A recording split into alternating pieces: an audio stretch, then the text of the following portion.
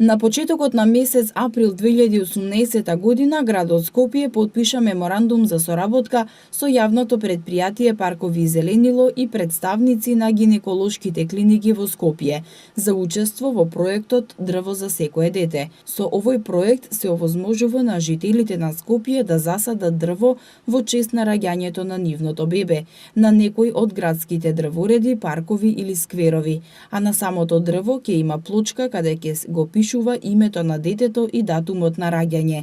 Од град Скопје вела дека од почетокот на реализацијата на проектот досега граѓаните покажале голем интерес за овој проект, каде досега до град Скопје има пристигнато 185 пријави за садење на дрва.